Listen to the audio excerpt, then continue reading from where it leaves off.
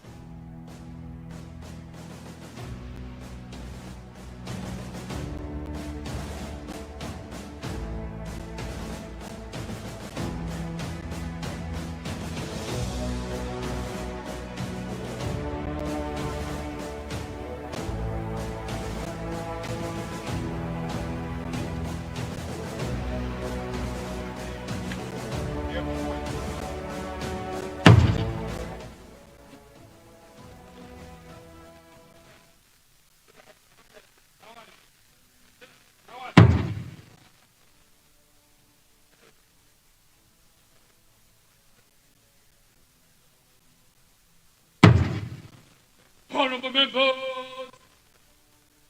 Madam Second Deputy Speaker.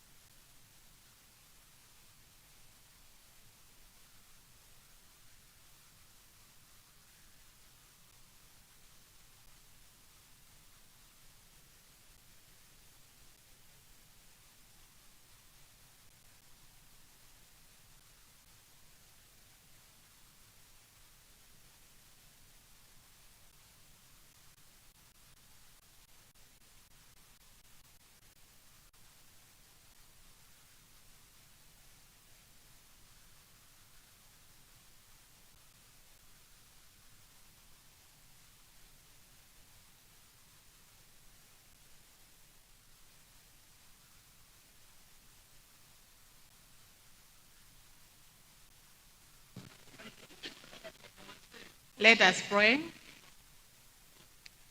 Almighty God, who in your wisdom and goodness has appointed the office of the rulers and parliaments for the welfare of society and the just government of the people, we ask you to behold with your abundant your favors, your servants, whom you have been pleased to go to the performance of important tasks in this land. Let your blessings descend upon us here assembled, and grant that we may treat and consider all matters that shall come under our deliberation in so just a faithful manner as to promote your honor and glory, and to advance the peace, prosperity, and welfare of this country and of those whose interests you have committed to our church. Amen.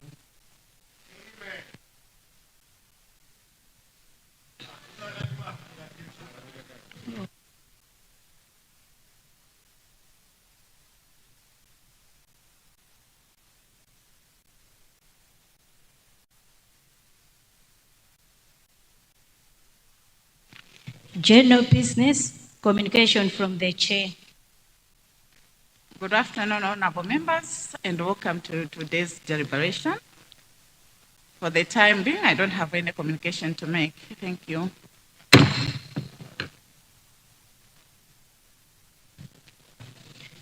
Government business, item 3A, budget motion. The Honourable Minister of Finance and Economic Affairs to wind up debate. Leader of the House, do you wish to speak? Okay, fine, thank you. Honorable Minister of Finance.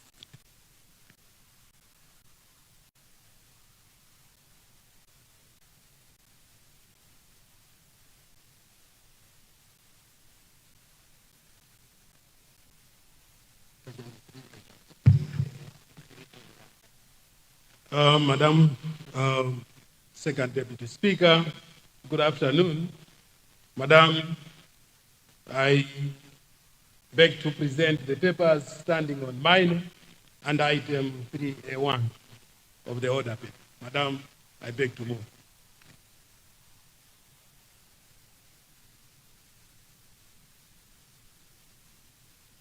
Please proceed.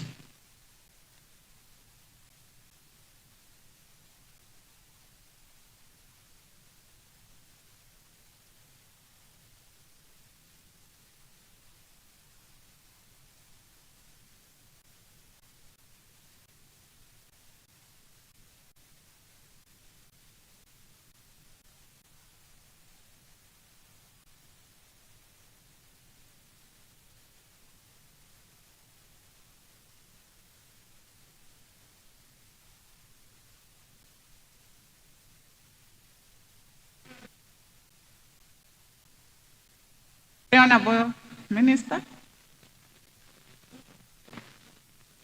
Thank you very much, Second Deputy Speaker. Second Deputy Speaker, I stand here today to respond to the comments raised by honorable members on the 25-26 budget, which was presented by myself to this August House on 28 February 2025. Second Deputy Madam, before I respond to various issues that have been raised by the chairpersons of the Committee on Budget and other cluster committees, political party spokespersons on the finance, and the rest of the honorable members, Madam Deputy Speaker, Madam, allow me to thank all the honorable members for their dedication, commitment, and hard work during the cluster committee meetings when they were scrutinizing the budget in preparation for deliberations of the same in this August House. Second Deputy Speaker, Madam, I wish to assure the honorable members that my ministry took note of the members' invaluable and insightful contributions during the cluster committee meetings and subsequently the reports presented in this August House. The honorable members' proposals and recommendations have greatly enriched the 2025-26 budget discussions. I am optimistic, therefore, Madam Deputy Speaker, that the value that has been added to this budget will go a long way in improving the implementation of government programs and projects and ultimately enhancing service delivery to the citizen. Second Deputy Speaker, Madam, allow me now to specifically respond to issues raised by various cluster committee chairpersons and party spokespersons on finance. Issues raised by chairperson of the Budget and Finance Committee. Madam Deputy Speaker, the Budget and Finance Committee in their report highlighted various key recommendations. The committee, through the chairperson, stressed on the need to reduce the budget deficit by enhancement of revenues and cutting non-productive expenditure. Deputy Speaker, Madam, I would like to assure the August House that physical consolidation is government's priority in this budget. Therefore, we will continue to implement the domestic resource mobilization strategy that focuses on broadening the tax base, improving tax compliance and the perspection of tax system, strengthening Malawi Revenue Authority's institutional capacity for revenue mobilization and improving non-tax revenue collection. Madam Speaker, I would like to thank this August House for the support accorded to my ministry on the regularization of the Kabaza operators through sensitization and constructive engagement with the stakeholders. Deputy Speaker, Madam, I therefore would like to inform that a lot of operators have started registering their motorcycles. Madam Speaker, the Honourable Chairperson also recommended that government should limit domestic borrowing and instead explore concessionary financing options. As earlier on alluded to in my budget statement, Madam Deputy Speaker, government has not contracted any non-concessional external loan, and it has not issued any sovereign guarantees in the 2024-25 financial year. It is expected, therefore, that this will continue in the next and subsequent financial years. Deputy Speaker, Madam, the Budget and Finance Committee further recommends that government should improve cash management system to align with various activities of ministries, departments, and agencies. Deputy Speaker, Madam, I wish to notify the August House, therefore, that government has introduced the quarterly allotment system. This system, Madam Deputy Speaker, has greatly improved the operations of the ministries, departments, and agencies, who are now able to properly plan for their activities by matching with the resources they are expected to receive in particular quarter. Madam Speaker, the chairperson also indicated that there is need for government to come up with the strategy to mitigate the impact of aid volatility, especially in the health sector, following significant withdrawal of donor support. Deputy Speaker, my ministry, in consultation with the Minister of Health, have ensured that all the affected critical services are provided for in the budget to ensure continued service delivery, particularly, Madam Deputy Speaker, resources for institutionalization of key HIV/AIDS services, recruitment and training of front healthcare workers in HIV service provision, operationalization of the Cancer Center, and introduction of dialysis services at Mzuzu Central Hospital. This, Madam Speaker, speaks in volumes that despite the withdrawal of the donor support on this particular sector, government has made it sure that there is a provision of enough resources to support service delivery in the sector of health. Madam Speaker, the committee recommends that government should prioritize investment in irrigation infrastructure in order to strengthen agricultural resilience. Madam Speaker, the August House may recall that about 100 billion has been provided in the 2025-26 budget to cater for irrigation development. These resources are earmarked for development of irrigation infrastructure covering 6,000 hectares and rehabilitation of existing irrigation infrastructure covering 9,000 hectares of irrigable land. Madam Deputy Speaker, the Minister of Agriculture, through Department of Irrigation, has developed a national strategy for supplemental irrigation and irrigated cropping cycles, which provided clear details regarding this investment. Deputy Speaker, Madam, the committee calls the government to come up with specific strategies to boost investor confidence and unlock capital for mining and tourism development. Madam Speaker, it is in the interest of government to create a conducive working environment for the tourism and mining sectors to thrive and ultimately help in job creation and forex exchange earnings. In the 2025-26 financial year, government has substantially increased the budgetary allocations to tourism and mining sectors to enable them undertake meaningful activities and programs. Madam Speaker, the establishment of the Malay Mining Company and the Mining Regulatory Authority are some of the positive steps that have been taken by the government for the development of the mining sector. Madam Speaker, Madam, let me thank the committee for their keen interest in governance to enable service delivery project guests regarding completeness in the disbursement of district development fund resources as a trigger to guest financing.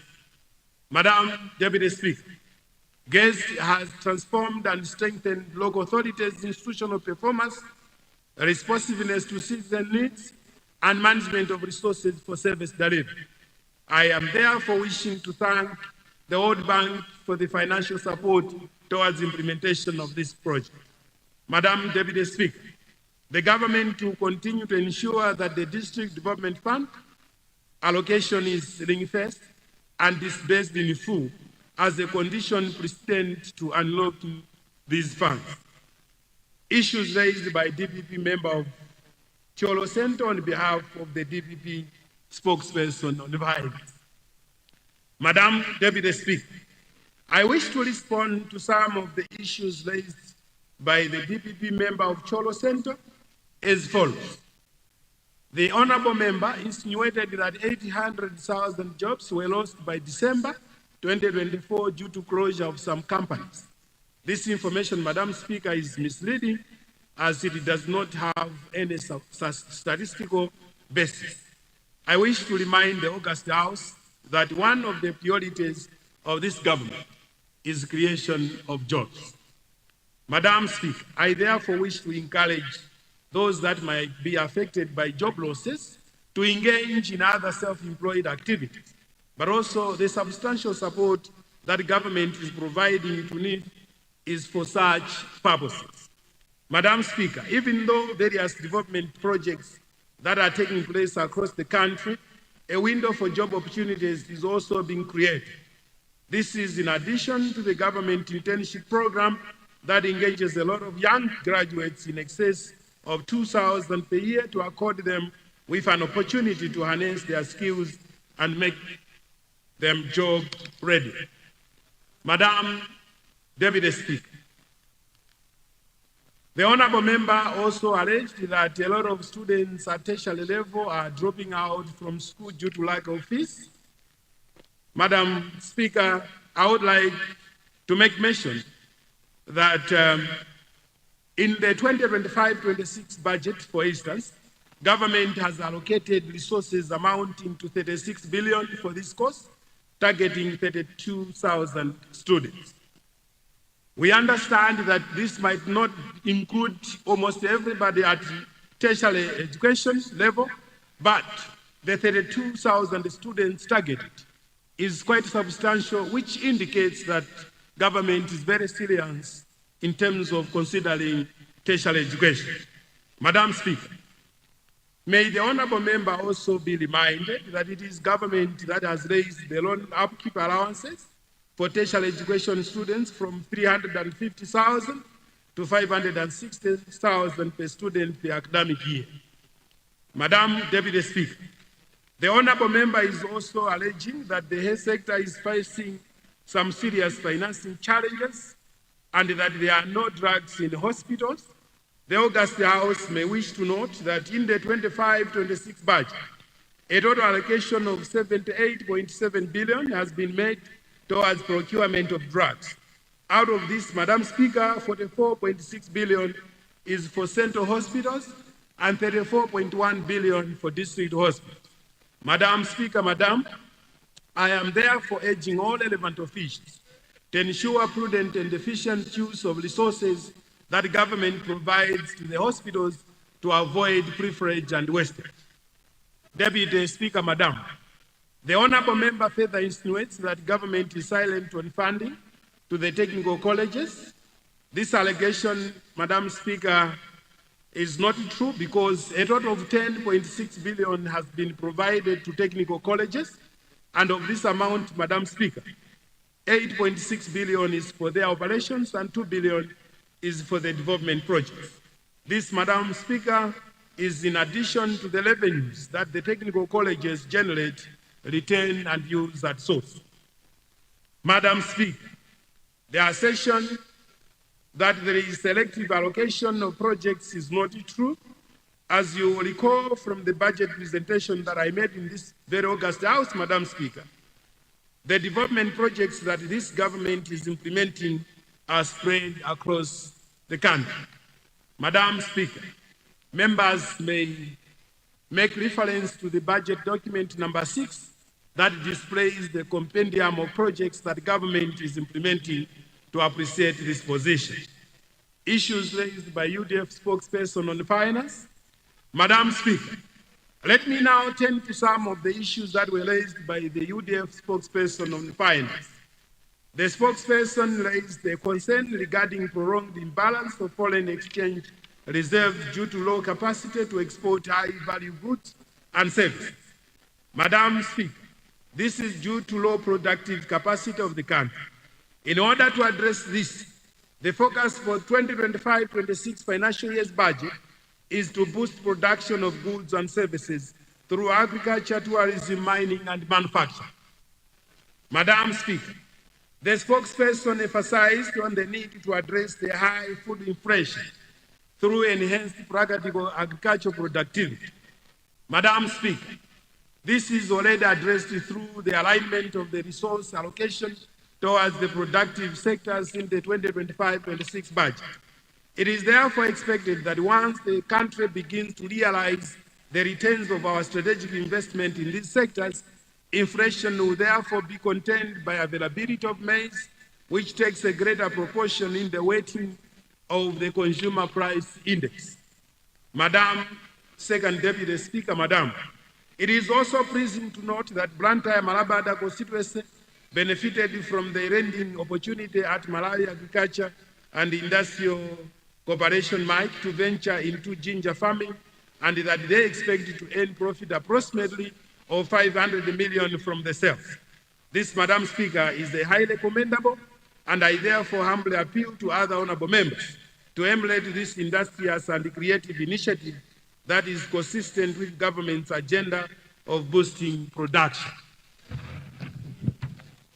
Deputy Speaker, Madam, with respect to the call for government to adopt new and effective tax reliefs and tax breaks for new business to promote productivity in priority sectors for exports, I wish to inform the August House that the current tax law in Malawi already provides for a wide range of tax incentives and concessions. These, Madam Speaker, include tax holidays that are applicable to almost every productive sector of the economy. Deputy Speaker, Madam, the agro-processing and the electricity generation, transmission and distribution are designated priority industries for tax purposes, and as such, new investments in these sectors enjoy an income tax holiday of up to 10 years. This, Madam Speaker, is in addition to tax concessions on importation of capital equipment and raw materials for production. Issues raised by chairpersons of Cluster Committee. Madam Deputy Speaker, there was general concern with regard to inadequate provision for the Ministry of Health.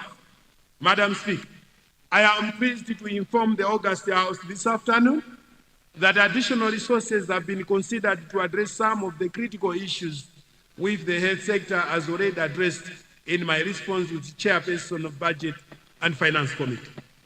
Madam Deputy Speaker, the Chairperson of the Cluster Committee on Education requested for additional resources on various projects. I would like to assure the August House that as per standing procedure, additional resources will be provided depending on the progress of works done. This, Madam Deputy Speaker, also applies to all the projects in other sectors. Madam Deputy Speaker, it was stated at the Cluster Committee of Transport and Public Infrastructure that there are no resources for road maintenance in the 2025-26 financial year. I wish to inform the August House that the road maintenance is provided for accordingly with 10 billion Malawi kwacha. Madam Deputy Speaker, honourable members may also wish to note that in the 2025-25 budget, 36 billion was provided for settlement of the outstanding bills related to road maintenances and emergency road maintenance works. It is, however, appreciated, Madam Deputy Speaker, that there are a lot of roads that need attention. Madam Deputy Speaker, upon considering all the issues that have been raised, I am pleased to notify the August House that the following additional resources have been provided. Number one, Ministry of Health, 23,366,033,908 kwacha. National Assembly Operations, 11,734,198,080 kwacha. Infrastructure Compensation and Millennium Challenge Account top-up resources, 5.874520 kwacha. National Local Government Finance Committee for Bread and Bread Products, 4,910,608,969 kwacha. The Malawi University of Science and Technology for laptops and tablets assembling plant, 2 billion Malawi kwacha. Deputy Speaker, you allow me to repeat on this one. For the first time in our history, the government of Dr. Azas Makathe Chagwera recognizes the importance of the Malawi University of Science and Technology to have a plant where they can assemble laptops and tablets. To that effect, Madam Speaker, we have allocated the couping 2 billion Malawi kwacha. Capacity enhancement for public sector project, 2 billion. Agriculture mega farms, 1 billion. National Arts Heritage Council and the Peace and Unity Commission, 798 million kwacha. And the recapitalization of Climate Change Fund, 500 million kwacha. In conclusion, Madam Deputy Speaker, I would like to once again thank all members of Parliament for their keen interest in scrutinizing and deliberating the budget. This shows how patriotic the members are to see to it that the entire Malawi population benefits from the government projects and programs. Madam Deputy Speaker, as I am winding up, I want to reiterate and assure all Malawians that government will work tirelessly to ensure that the economy gets back on the recovery trajectory. And Madam Deputy Speaker, let me recognize the contribution which the construction industry is making towards the development of this country. In this regard, Madam Deputy Speaker, my ministry is seriously considering their concern on the withholding tax measure that the government is currently implementing in my ministry. And my ministry is analyzing the impact of the measure in order to ascertain and find the best way to review the measure. This includes monitoring and researching with other neighboring countries. And Madam Speaker, let me assure the members of the construction industry that I will be coming to this August House to provide an update once all the necessary due processes are done. Deputy Madam Speaker, having said all these, and hoping that what I have presented is what Malawians are looking for outside there, allow me, Madam Speaker, in the spirit of one Malawi, one people and one nation, to urge all Malawians and development partners to support the implementation of this particular budget. Madam Speaker, I beg to move.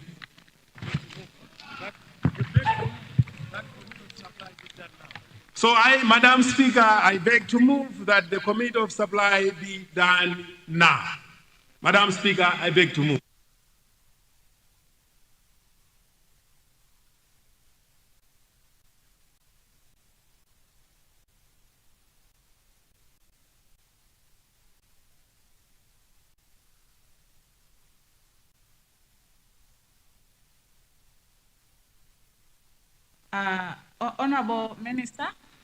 Honourable Minister of Finance, just the guidance. At first, you have to move that the House adopt the statement, and then we'll go into Committee of Supply. Thank you very much, Madam Speaker. Madam Speaker, I beg to move that the House adopts the statement, and thereafter that we go into Committee of Supply. Madam Speaker, I beg to move. Thank you very much, honourable members. I now put a question, and the question is that the whole House should adopt the statement as moved by the Minister of Finance and Economic Affairs. Those of that opinion say aye. Those of the contrary opinion say no.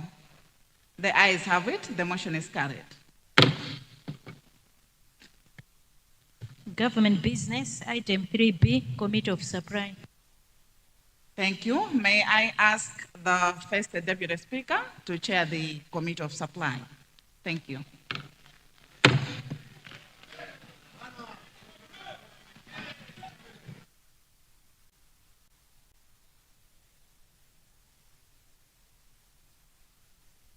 Honourable members, when the chair is leaving, you have to rise. Thank you.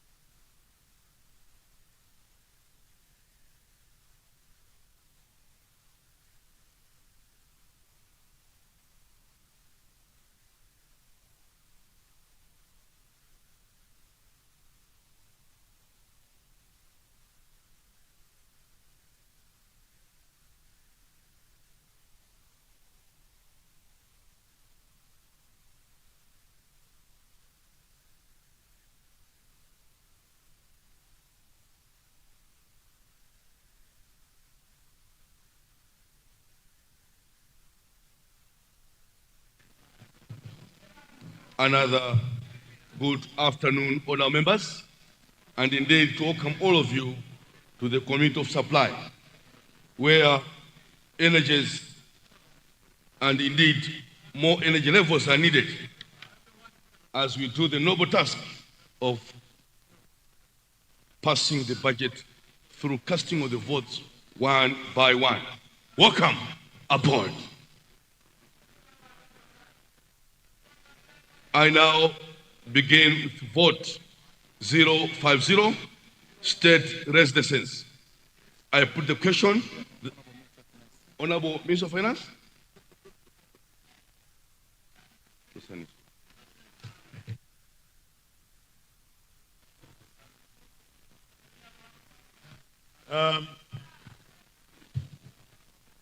Chair, I beg to move that the provisions of 67,322,959 kwacha 789 on vote 050 state residences stand part of the recurrent and development estimates. I beg to move.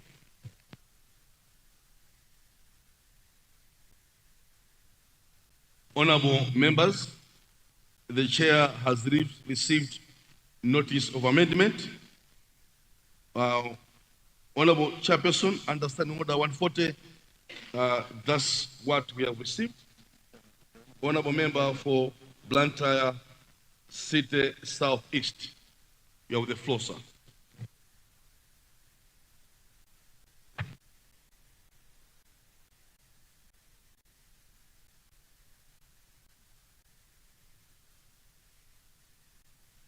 Leader.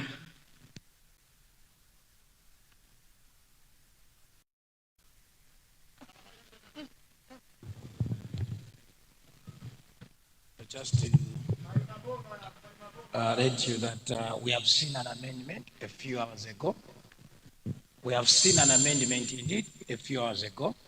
The reason why our standing orders allow amendments to be circulated 24 hours is that the Honourable Minister and everybody should work on that one. So the amendment does not pass the time.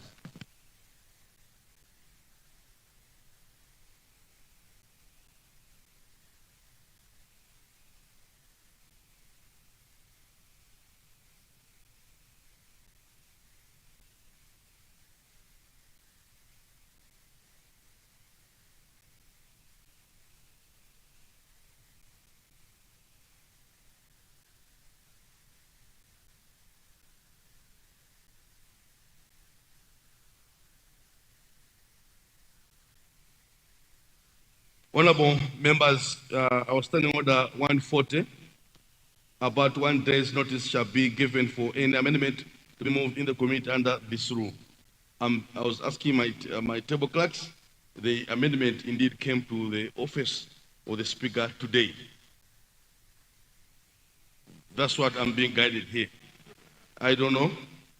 Leader?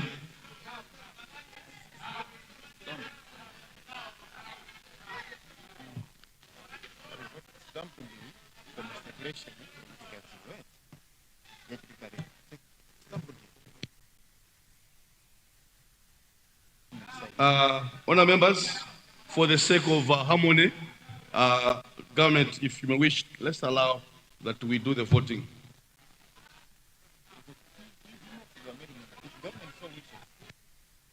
Honourable member for Blantyre City Southeast. Thank you very much, Honourable Chairperson. Chairperson,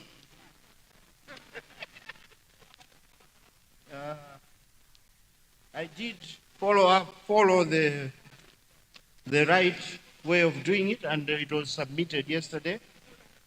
Honourable Chairperson, under Standing Order 1404, I beg to move that the provision for vote 050 state residents of 67,322,959,789 kwacha be revised as follows.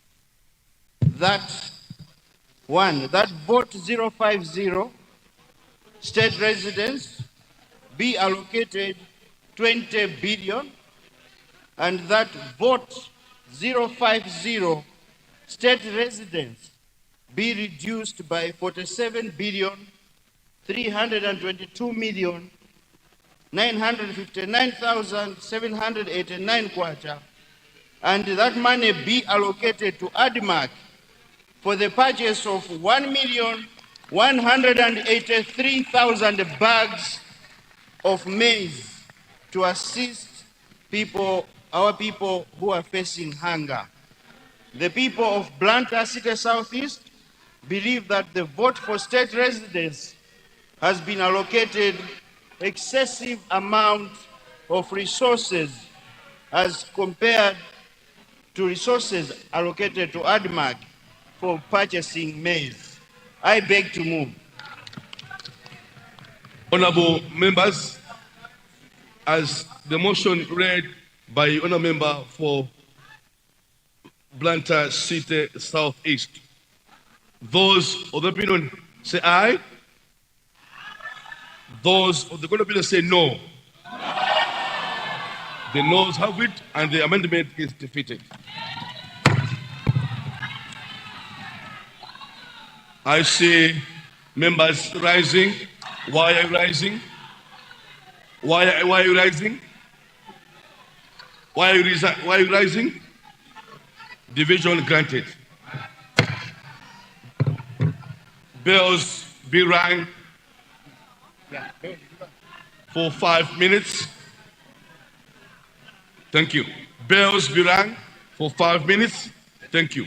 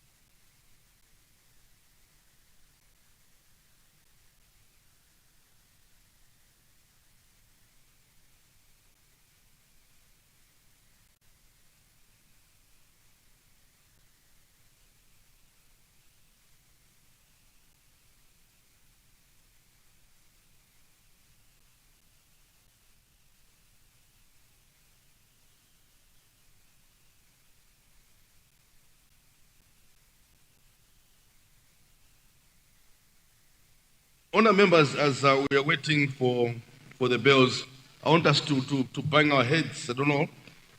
Quoting Standing Order 142 on 108. As we're waiting for the bells, we need the legal brains to think of this. An amendment to any vote of expenditure to increase the sum allotted thereto may be moved only by a minister responsible for finance. Every such amendment shall take the form of a motion that vote. So as I want from both sides of the house to look into this standing order. You, Machingali kwenu, you've been in the Legal Affairs Committee, and this side as well, the chairperson of Legal. I repeat, Standing Order 142, 140 subsection 2 says, an amendment to any vote of expenditure to increase the sum of allotted vote thereto may be moved only by a minister responsible for finance. I want, as a chair, that's why I say our standing orders need to be relooked.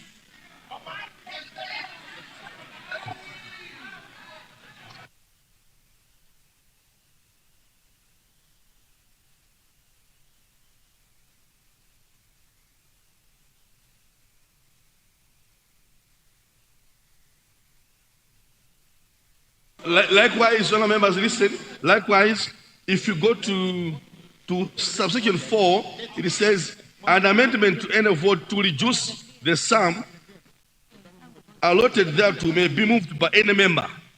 You see, so there is Minister of Finance, then a member. So this, as a chair, I wanted the Legal Affairs Committee of Parliament to consider this. I want both sides to see this. I mean, as a chair, I'm standing in between. Leader.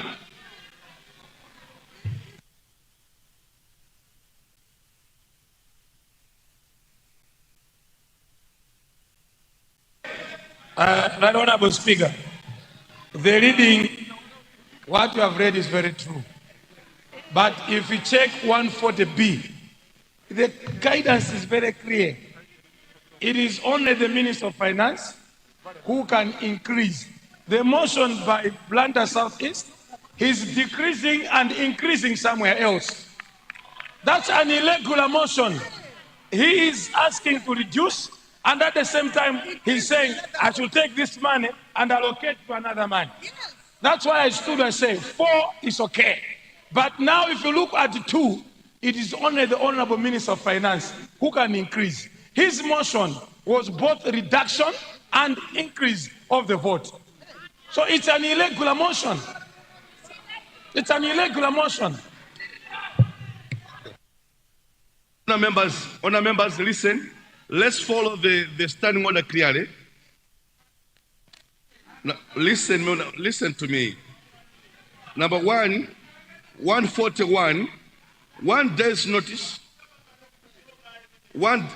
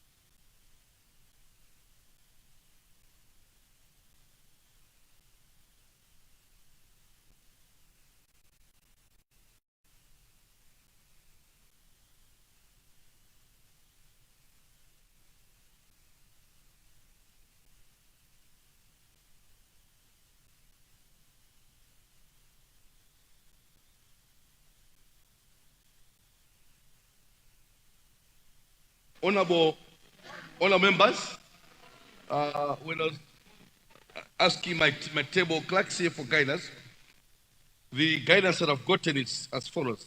When a member proposes an amendment to move money from one vote to the other, that is allowed. What is not allowed is that the total sum, the total figure, that's in this case, the final figure that we mentioned, if that final figure is not affected, then that is allowed. If the total figure it gets increased, that cannot happen through the means of finance. This is the guidance I'm getting for my table clerks here. Thank you. So table bells have rang for 5 minutes.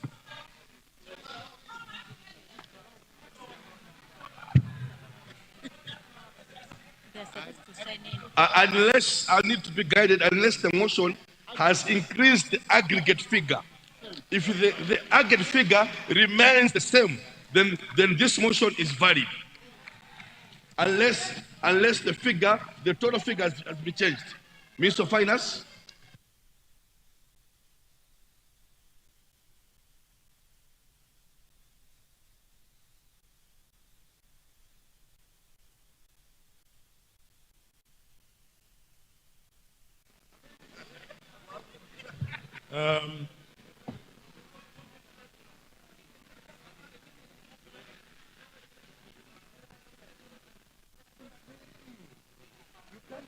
Minister of Finance. Yes, Chairperson. Chairperson, I want to take you to the same standing order 140, 142. No, I'm Minister of Finance, address the chair, please. Yes. Address the chair, please. Chair, standing order 142 clearly indicates that any amendment to any vote of expenditure to increase the sum allotted to there may be moved only by a minister responsible for finance. If you look at the proposed amendment, Chair, there is an increase to a certain particular vote. We are reducing somewhere and we are trying to increase somewhere. That can only be done by the minister responsible. That's what this one is actually saying.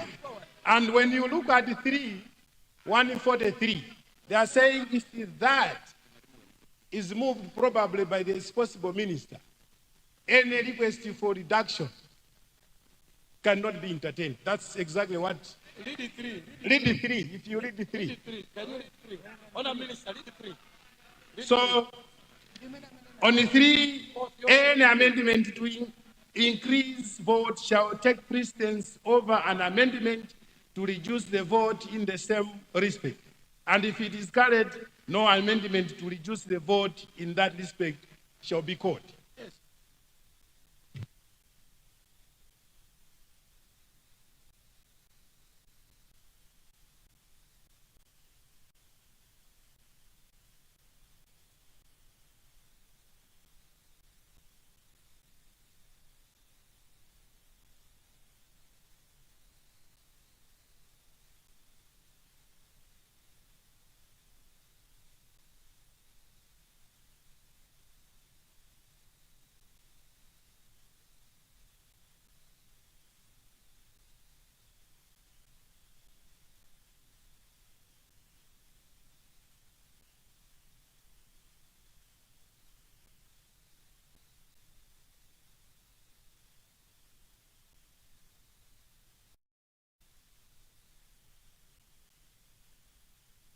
Honourable members, for the sake of doing things in the right manner, I want to propose this, but it's subject to the House to say yes or no. If we can pen this vote. No, I'm saying, that's what I'm saying, subject. If the House says no, leader, guidance. No, listen, I'm here as to be guided by the House. Okay. Leader. Chair, for the sake of progress, we'll do this. We'll vote. But I want the table clerk to guide you properly. and never reflected. Because here, even the front bench would agree with me. It doesn't work like that. The whole reason why you give 24-hour, 1 day notice is that you can't just move a budget here, sitting here and moving 40 billion kwacha. You need to give notice to the Minister of Finance to go look at the figures, balance up. That's why it's 1 day notice. And when I rose up, I told you that this motion did not meet the 1 day notice. We waived it, it's fine. The reason why you engage the Minister of Finance is for him to make the whole arrangement of the budget. For the sake of progress, and because the amount of money he's talking about, we have already allocated 60 billion of procuring maize. 60 billion of procuring maize. It's not like we have not allocated any money to Malawians. That must be put on record. Let's vote. Let's vote. Let's proceed and let's vote. Thank you. Thank you so much, Leader of the House. As your chair here, I see the Minister of... Okay. Honourable members, I now put a question. Okay. No, government has spoken. Let's give again the opposition. Then we vote. Leader, we vote. Don't allow we vote. Just go ahead voting. Honourable members, I now put a question that the amendment as put by the people of Blantyre City Southeast, that the vote 050 state residences be allotted 20 billion, and that vote 050 state residences be reduced by vote 47 billion 102 million 959. Just open the vote. Honour members, I now put a question that the motion put forward by the people of Blantyre City Southeast be agreed to. Those other people say aye. You know, we are using voting. We are voting. We have opened the vote. We have opened the response vote. We are already in the division. We are already in the division.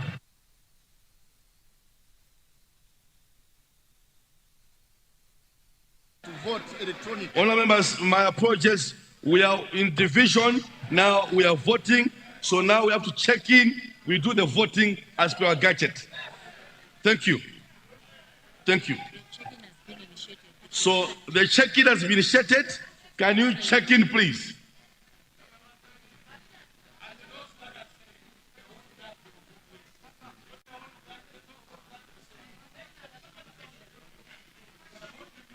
Please check in. Check in first. The check in. Check. Check. Press upon them.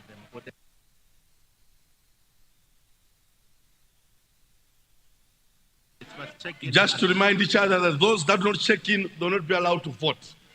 Check in on the gadget. So check in on the gadget, please. So you go to the attendee. You press sign in. You go to attendee. You sign in.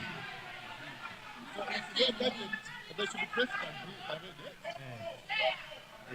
Tell them to press on the sign in.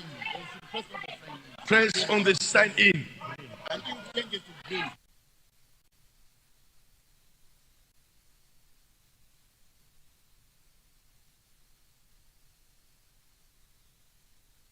Members, may everybody sit down, please.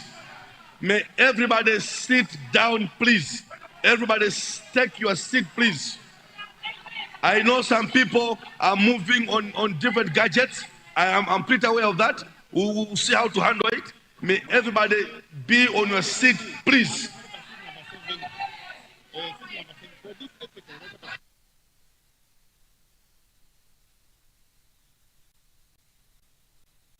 Let us be closed.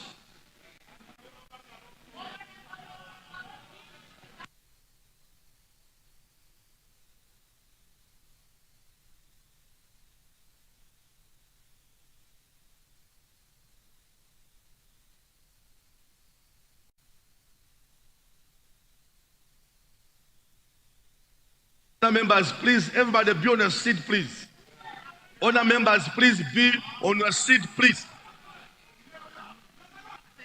Honor members, be on your seat, please. If you need special assistance for technicians, just raise your paper. Technicians will come and assist you.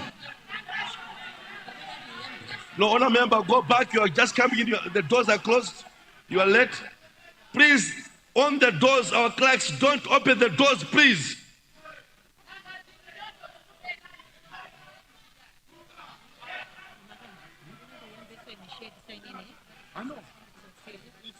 No any member is allowed to enter, please. Our security, you know our rules. Close the doors, please. Sergeant at arms.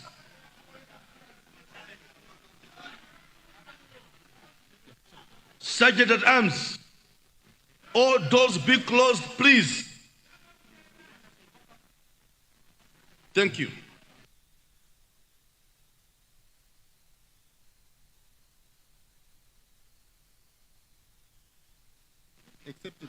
Just a reminder, ministers that are not MPs are not supposed to sign in. Thank you.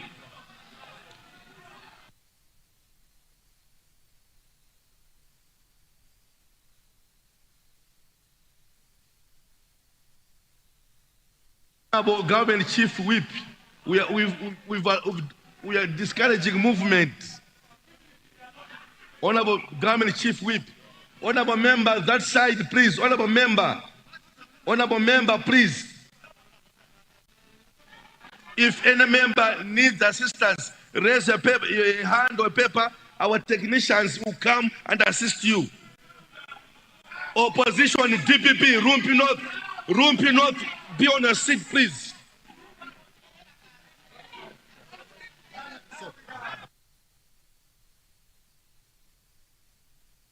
Now closing the sign-in unless somebody needs help.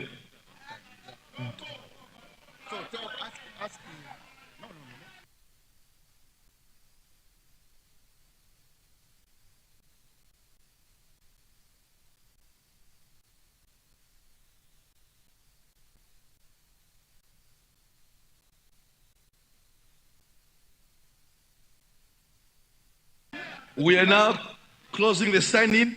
The total number that have signed in is 139.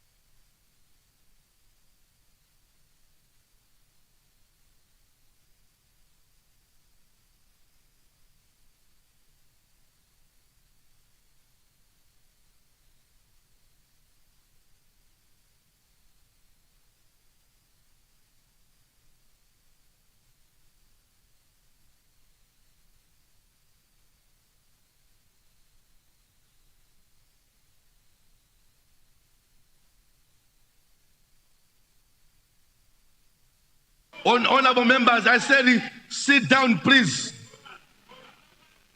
Nshisi, Mzimba, and Mzimba.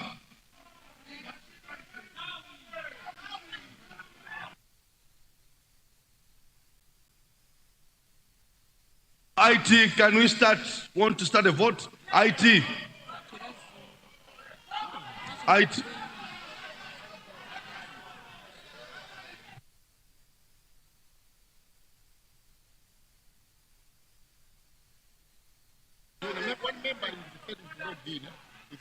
No, honor members, we are now into voting.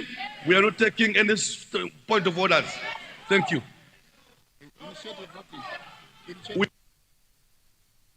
We initiate the vote. The vote is those that want a vote to be adjusted, you vote for yes.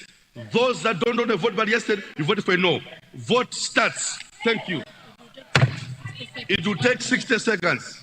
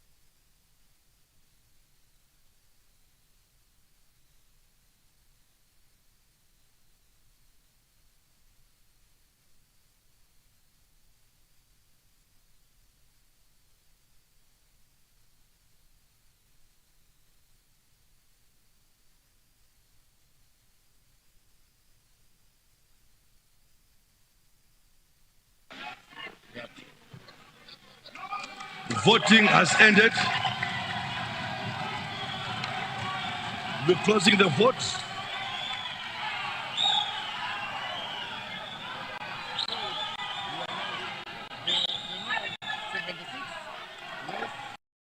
The results are as follows.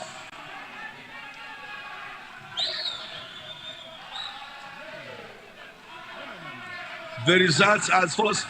Those who voted for yes, 50. Those who voted for no, 76. Therefore, the motion has been defeated. Amendment has been defeated. Thank you.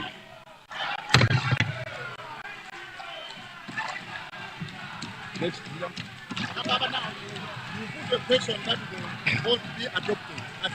Honourable members, Minister of Finance.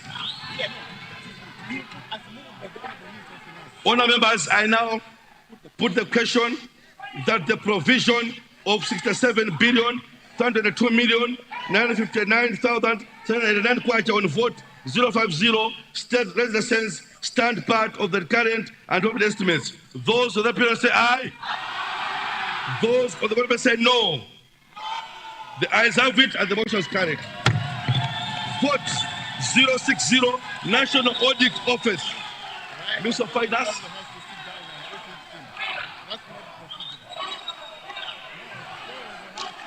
Honourable members, resume your seats. We are in the next vote. Minister of Finance. Thank you, Chair. Chair, I beg to move that the provision of 7,579,384,700 kwacha on vote 060 National Audit Office stand part of the recurrent and development estimates. I beg to move. Honourable members, there's a motion that the provision of 7,579,204,700 kwacha on vote 060 National Audit Office stand part of the current and open estimates. Those other people say aye, and those of the government say no.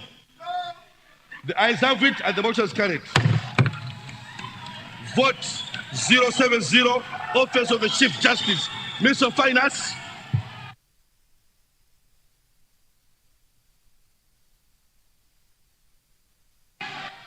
I beg to move that the provision of 32 There's billion a centralist, please, order. 590.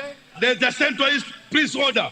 Please, we are serious. We are passing the budget here. Thank you. Chair, I beg to move that the provisions of 32,590,183,326 kwacha on vote 070 Office of the Chief Justice stand part of the recurrent and development estimates. I beg to move. Members, if no one wishes to speak, I now put the question that the provision of 32,590,103,106 kwacha on vote 070 Office of the Chief Justice stand part of the current and open estimates. Those of the say aye, and those of the say no. The ayes have it and the motion is carried. Vote 071 Supreme Court of Appeal. Minister of Finance, please.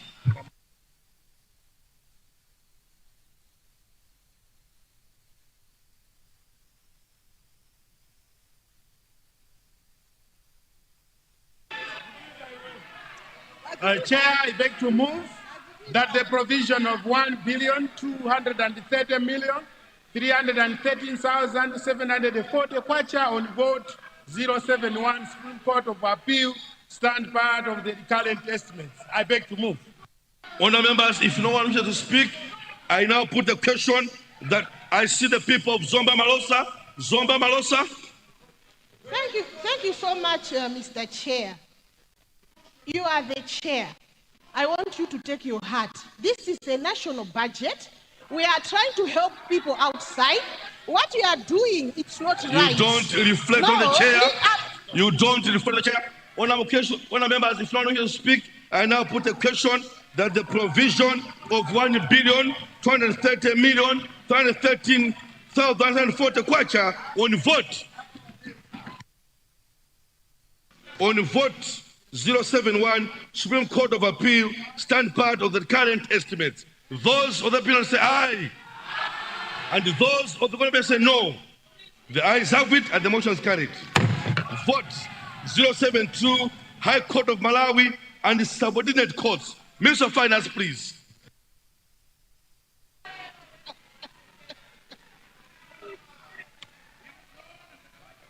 Chair, I beg to move that the provision of 9,243,000,000. Minister of Tourism, be on your seat, please. Minister of Tourism. Minister of Tourism. Chair, I beg to move that the provisions of 9 billion... Nyumba Southeast and Blantyre Kachere. Be on your seat, please. Chair, I beg to move that the provisions of 9,243,591,797 kwacha on vote 072 High Court of Malawi and subordinate scales stand part of the recurrent estimates. I beg to move. If no one wishes to speak, I now put a question that the provision of 9,243,591,707 kwacha on vote 072 High Court of Malawi and subordinate courts stand part of the current estimates. Those of the opinion say aye. And those of the government say no. The ayes have it and the motion is carried. Vote 080 National Assembly. Minister of Finance, please.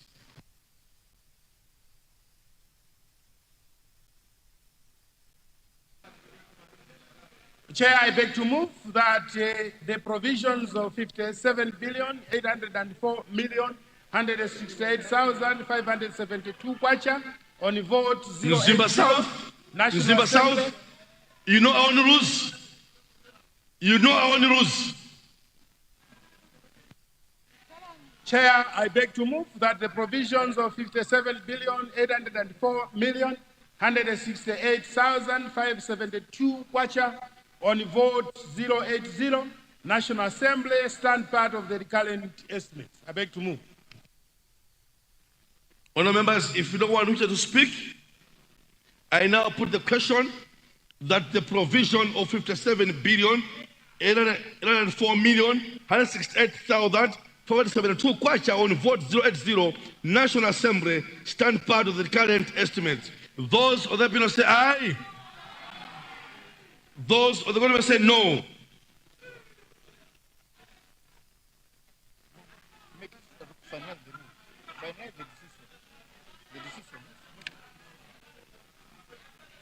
The ayes have it and the motion is carried.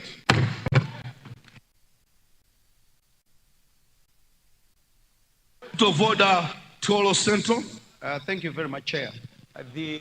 Either I'm technologically challenged, but the screen that we have where, for example, other documents 4 and 5, it's very difficult really to browse through because it's at times it freeze. Therefore, if there are any copies of 4 and 5, would we kindly have it? This is, anyone can check. I mean, it's freezing. I agree with you, Tolo Central. I've tried it before. Our IT will work on that one. Thank you. Vote 081. Office of the Director of Public Officers Declarations. Minister of Finance, please. Chair.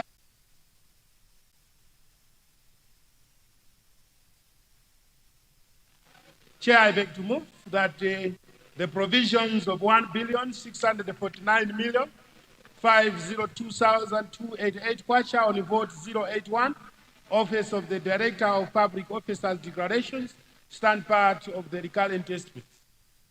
To the people of Nyumba Southwest, Nyumba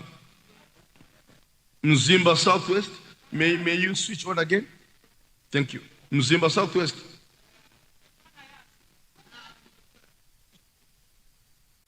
I think it was by accident. Okay. Thank you. I see Blantyre North. Thank you, Chair. Since members cannot change any vote, I would like to propose that the Minister of Finance should Honor members, if no one wishes to speak, I now put the question that the provision of 1,649,502,288 kwacha on vote 081, office of the Director of Public Officers declarations stand part of the current estimates. Those of that opinion say aye. And those of the government say no. The ayes have it and the motion is carried. Vote 082, Independent Complaints Commission. Minister of Finance, please. Chair, I beg to move that the provisions of 1,441,276,029 kwacha on vote 082, Independent Complaints Commission stand part of the current estimates. If no one wishes to speak, I now put the question that vote that the provision of 1,441,276,029 kwacha on vote 082 Independent Complaints Commission stand part of the current estimates. Those of the opinion say aye, and those of the government say no. The ayes have it and the motion is carried. Vote 090, Office of the President and Cabinet. Minister of Finance, please.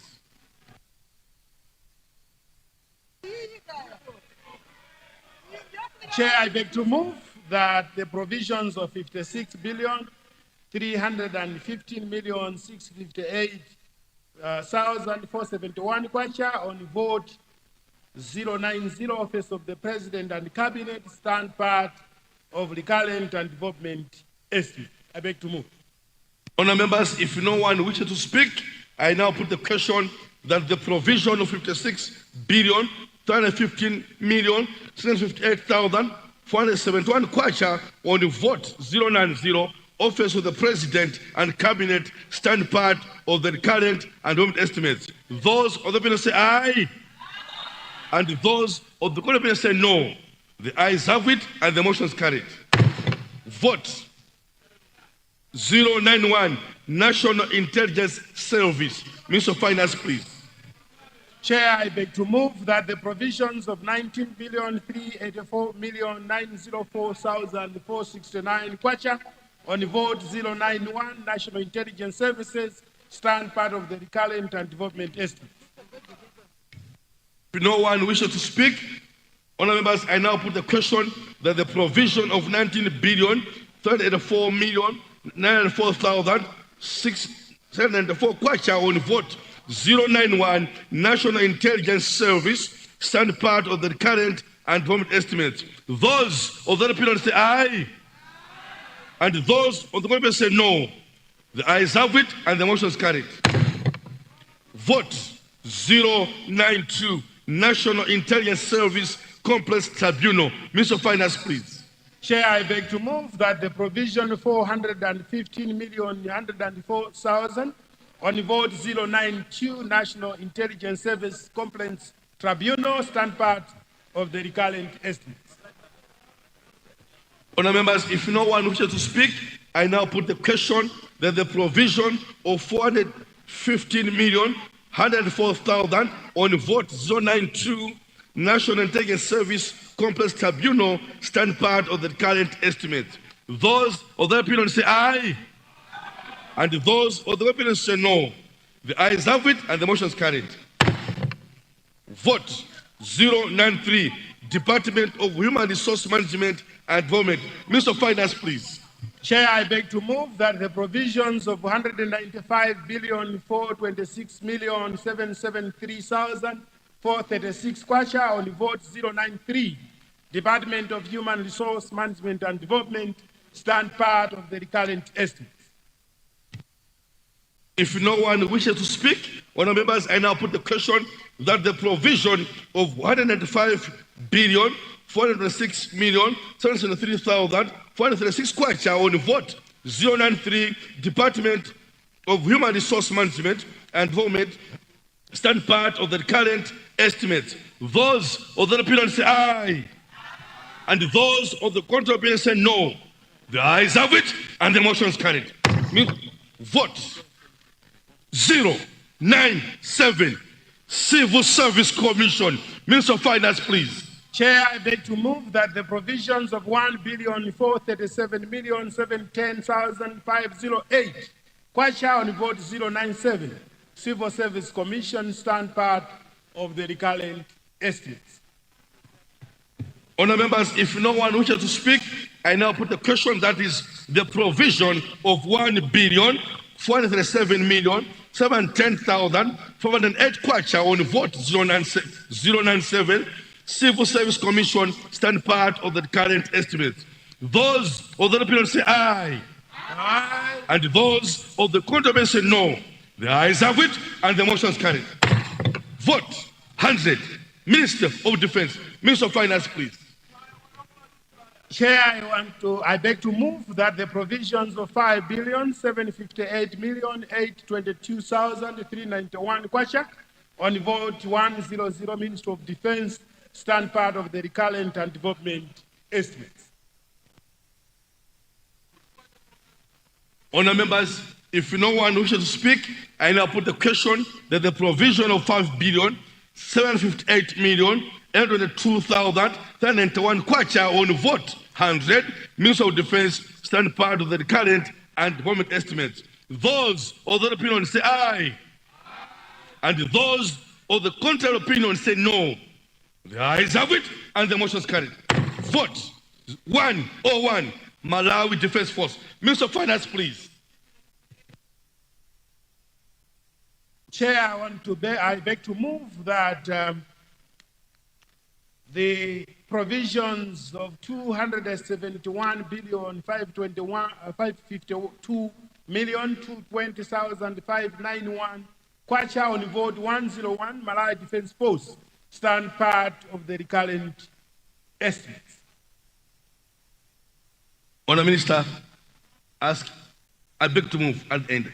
I beg to move to emphasize what we're doing. Remember, this is budget. It's your time. Do that. What? Next time do that. Chair, I beg to move at the end. Okay, Chair, I beg to move that the provisions of 271,552,220,591 Kwacha on vote 101 Malawi Defence Force stand part of the recurrent estimates. Chair, I beg to move. Honourable members, there's a motion that the provision of 271,552,220,591 Kwacha on vote 101 Malawi Defence Force stand part of the current estimate. Those of the opinion say aye. And those of the contrary opinion say no. The ayes have it and the motion is carried. Vote 120 Minister of Local Government, Unity and Culture. Minister of Finance, please.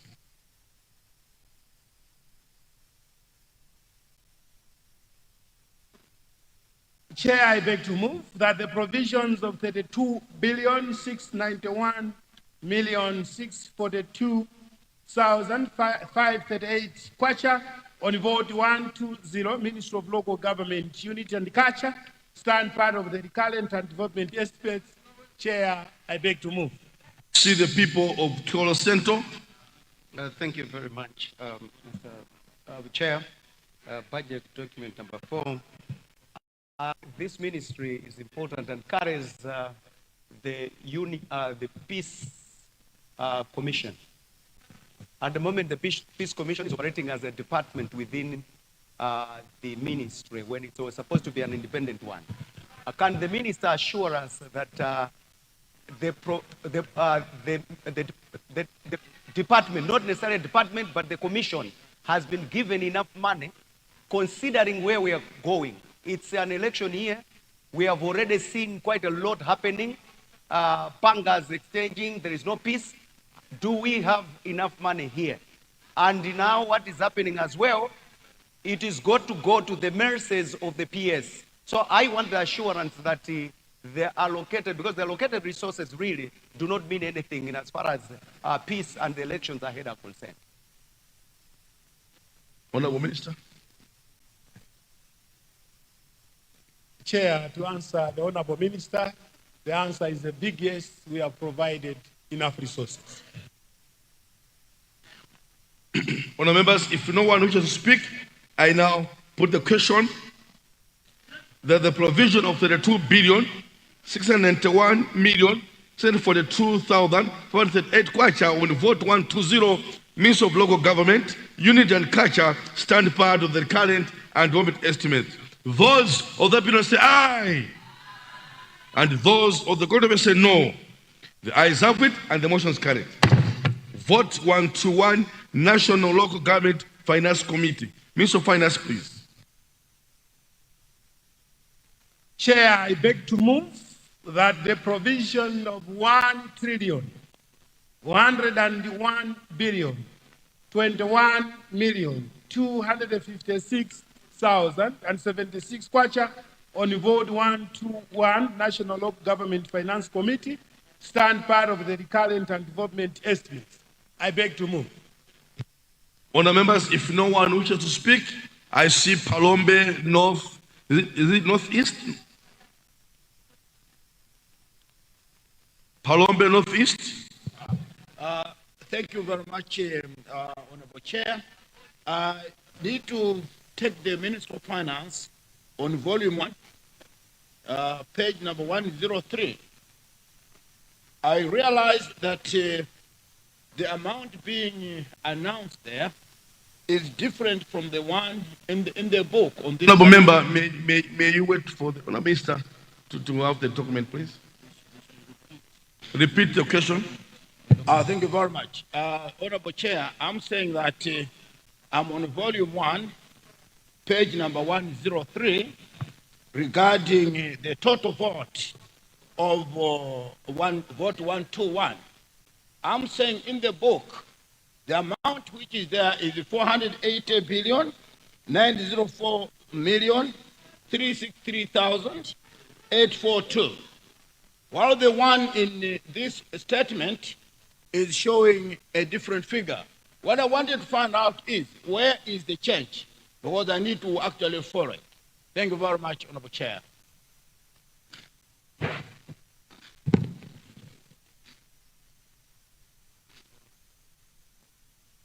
Page,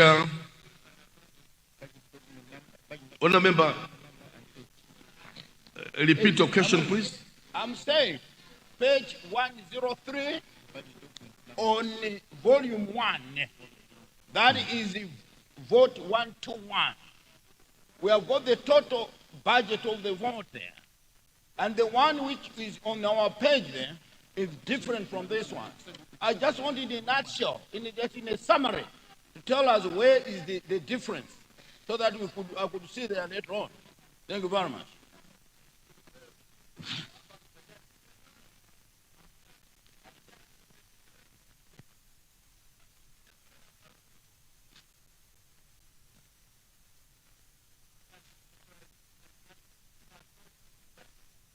Minister of Finance. Thank you, Chair. And through you, Chair, let me respond to the question given to us. The main reason, Chair, is of the change is on account of resources to the councils. I would like also to make mention, Chair, that this is a vote that has all the resources given to councils, including CDF. So I think that's the reason why we have that huge amount. Thank you, Chair.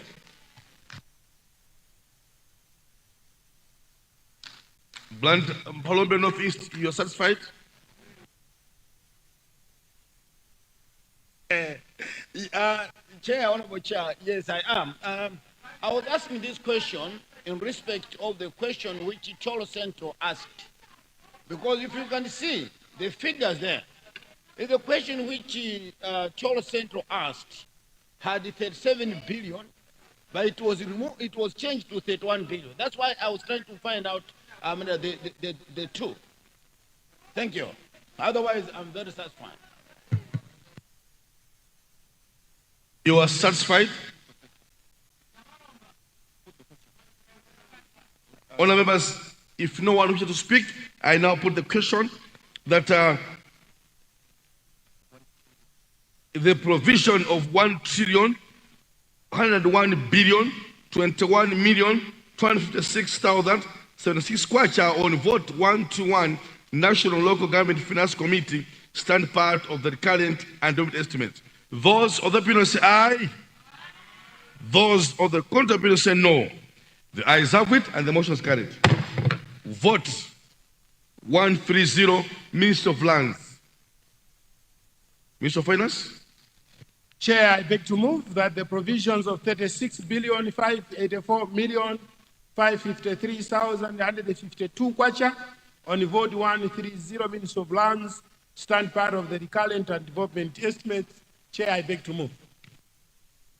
Honourable members, there's a motion that the provision of 36,584,553,152 kwacha on vote 130, Minister of Lands, stand part of the current and development estimates. Those of the opinion say aye. Those of the contrary opinion say no. The ayes have it and the motion is carried. Vote 180, Minister of Youth and Sports. Minister of Finance, please.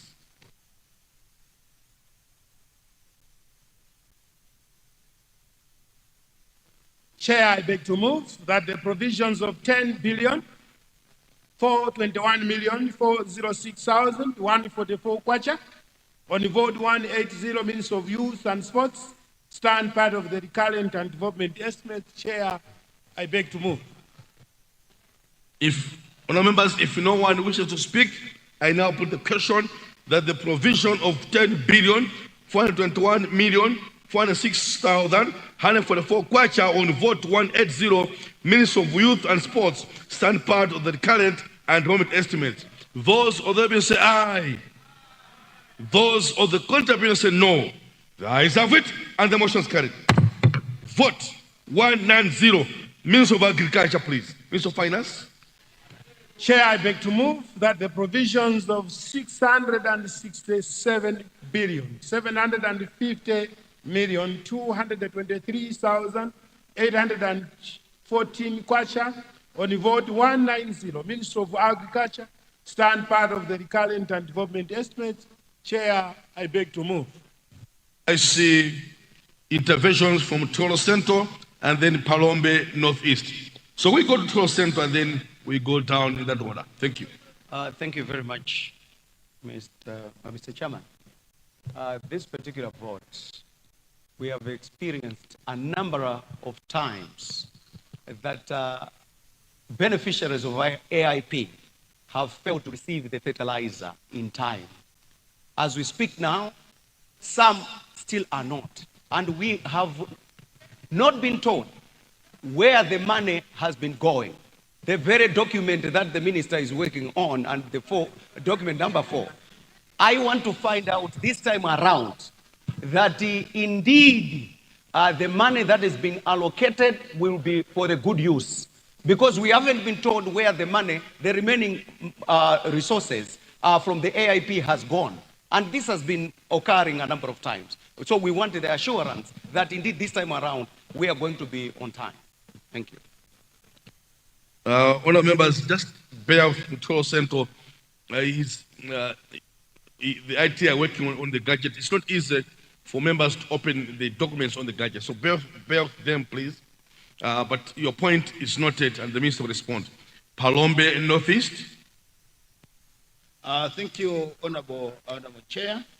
This being a very important ministry, I have got some problem in actually appreciating why the Honourable Minister of Finance has reduced this vote by almost 20 billion. I take you, Honourable Minister, on volume 1 of our detailed estimates, page number 145. In the book there, we had a budget of 687 billion, 885 million, 223,814. While the figures you are reading is the 667 billion, 750 million, 223,814. Parliament Northeast would appreciate if we could be furnished with the reason why we have reduced, or where we have actually reduced the amount. Thank you, Honourable Chair. Thank you very much, Palombe. Northeast, Zomba Chisi. Chair, I just wanted to get the comfort of the Honourable Minister in this particular budget, for this particular vote. There was a pronouncement that was made by the Deputy Minister of Agriculture a couple of weeks ago that government was planning to procure motorized pumps for winter cropping for our small-scale farmers. So I wanted to find out from the Honourable Minister if this budget has contained that particular policy, as it were, which was pronounced by the Honourable Minister, Deputy Minister of Agriculture. The procurement of motorized pumps for our small-scale farmers for winter cropping. Thank you very much, Chair. Thank you very much, Zomba Chisi. Minister of Finance.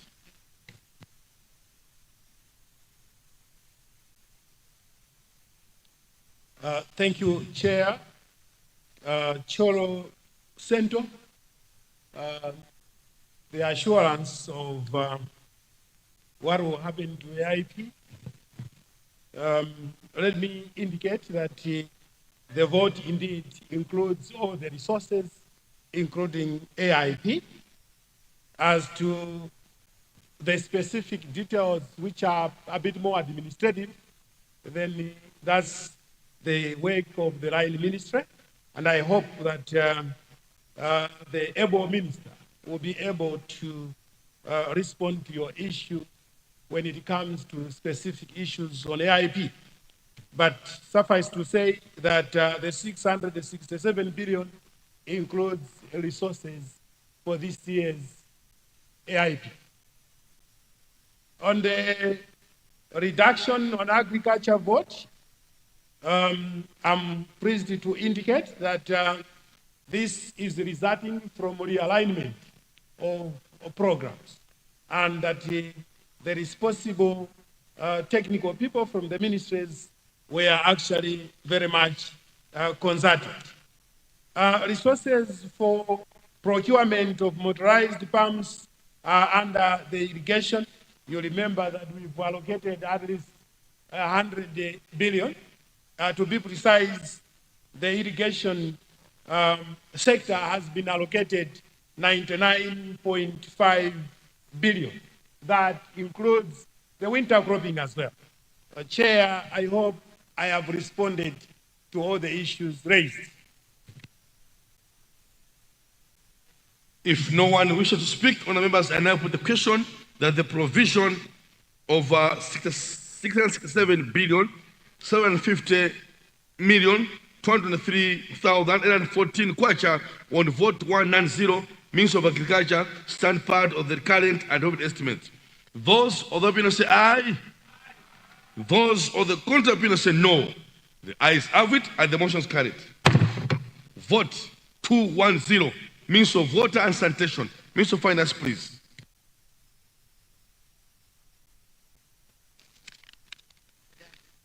Chair, I would like to beg that the provisions of 281 billion 755 million 68,967 kwacha on vote 210, Minister of Water and Sanitation, stand part of the recurrent and development estimate.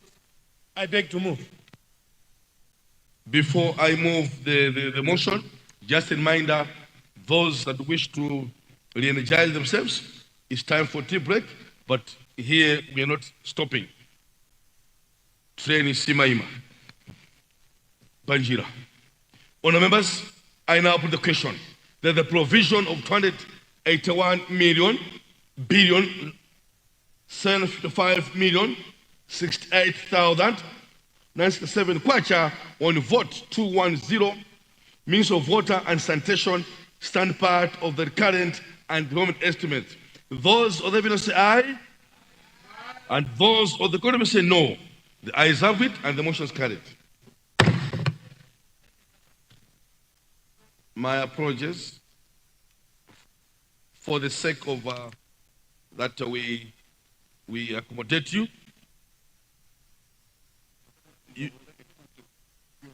I'll ask the Minister of Finance for lenience. He had stood. No. Yes, But this is living parliament. We are able to accommodate each other. Should I accommodate him? Next one. Thank you. I repeat the question. Honourable members, that the provision of 281 billion 755 million 68,967 kwacha on vote 210 Minister of Water and Sanitation stand part of the current and doing estimates. Those of the opinion say aye. Those of the opinion say no. The ayes have it and the motion is carried. Vote 240, Office of the Vice President. Minister of Finance, please.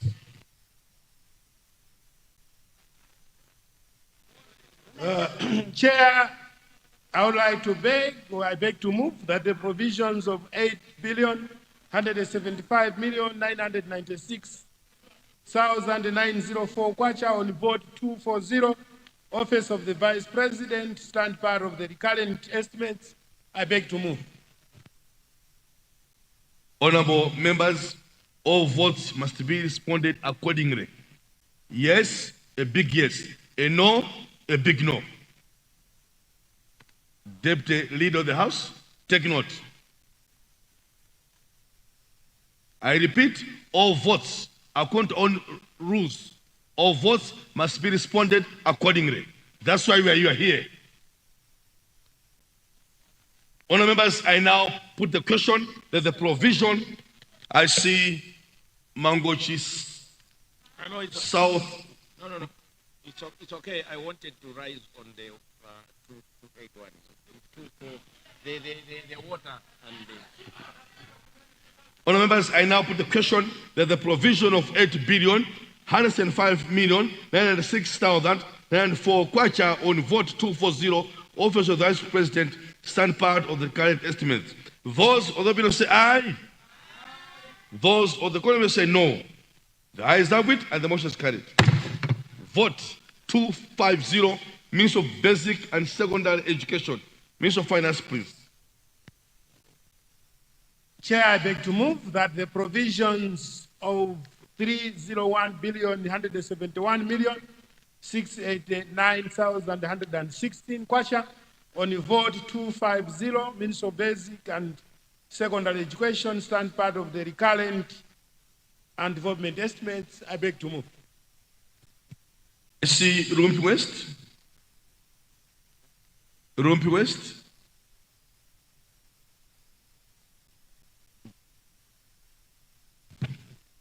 And then Palombe Northeast. I don't know what to do. The minister is using a different document. I'm using, the figures are different from this draft estimate. Budget document are you using? I'm using the draft estimate summary. Here it is 368, while here it is 37 something. I'm using this summary, this draft summary. Page, what is it written on the top? 2026 financial draft statement. Budget document number 3.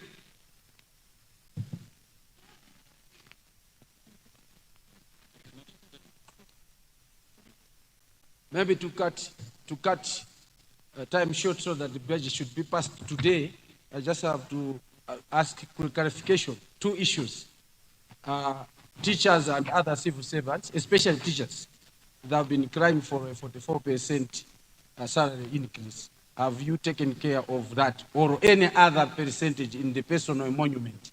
Secondly, I asked during the budget statement that teachers' houses are a big problem in this country. Whether this development part 2, budget part 1 or part 2 has considered some teachers' houses. Thank you.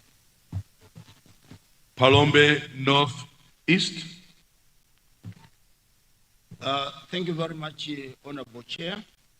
I wish to take the Minister of Finance on volume 2, page number 1, where unfortunately they have got 2 totals, that the recurrent and the total development, but we do not have the the actual final total, but I have done it.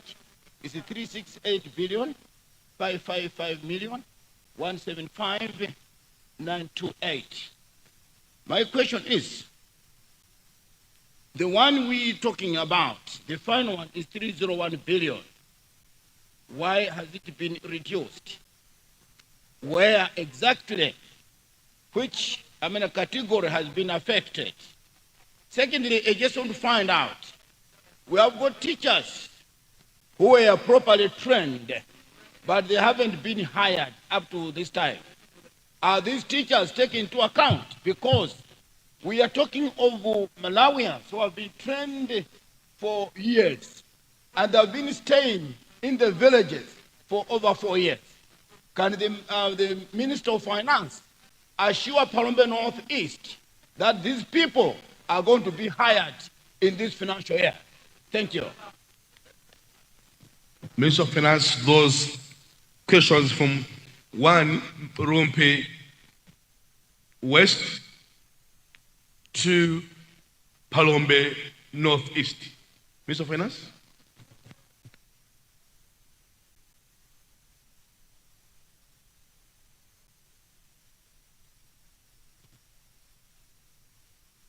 Chair, number one is that the construction of teachers' houses is part of the 2025-26 budget. Number two is that in this budget, we've included resources for recruitment and promotion.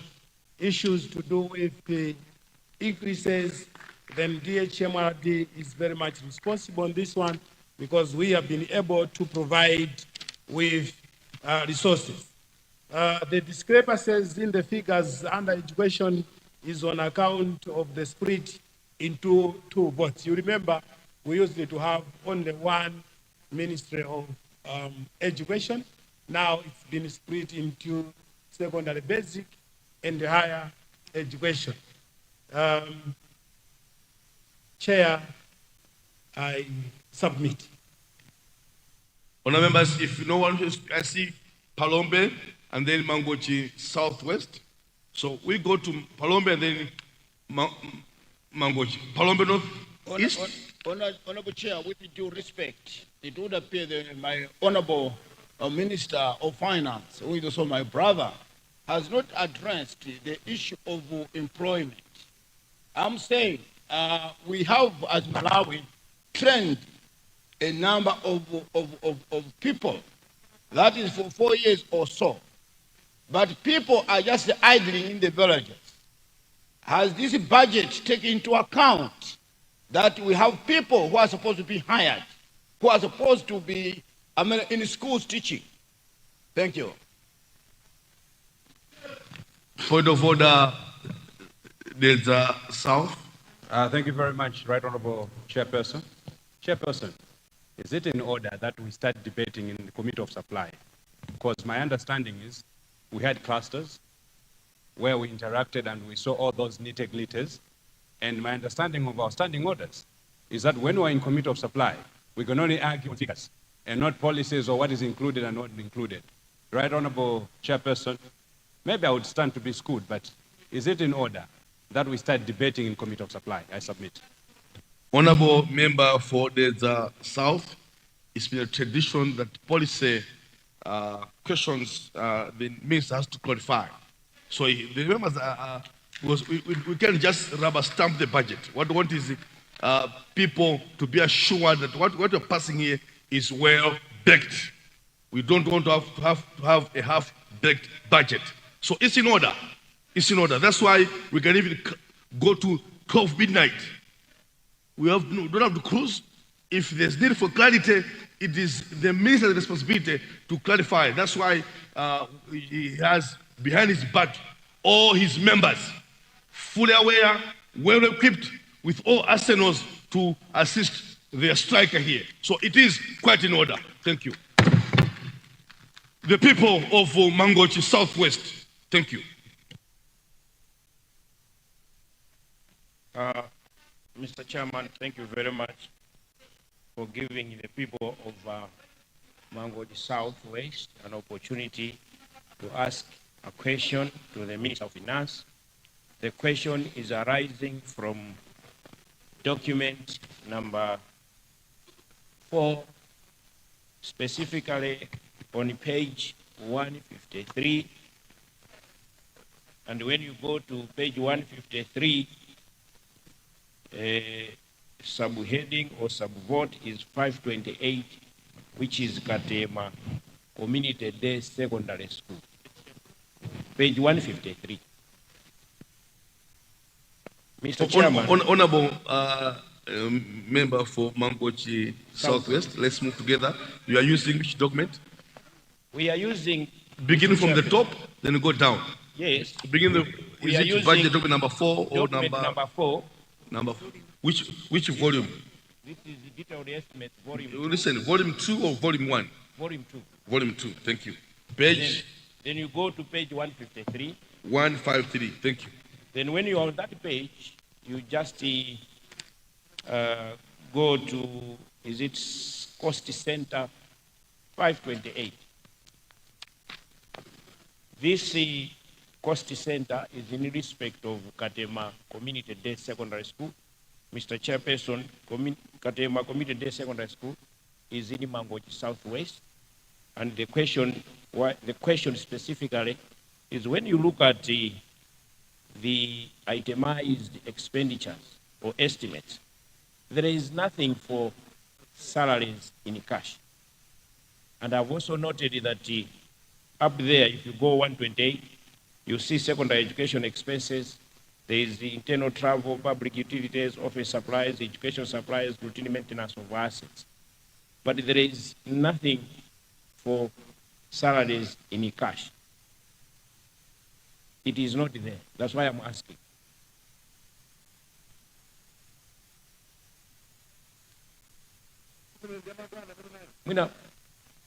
But it is not there. And it's not only this Katema Community Day Secondary School, a number of secondary schools as well, they don't have salaries in cash. So the question is, where have you budgeted this line item of salaries for this particular school? Because my people, Mangochi Southwest, would be very much interested to know whether their teachers will be receiving salaries. Thank you. Thank you, Mr. Chairperson.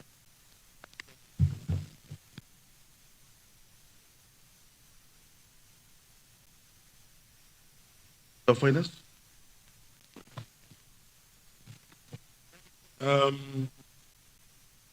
I would like to give comfort to the people of Palombe East.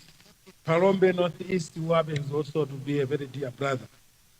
Your concern is very genuine, but I would like to assure you and Malayans through your question that my ministry has allocated 10 billion Malay kwacha for recruitment of teachers both in secondary and primary schools.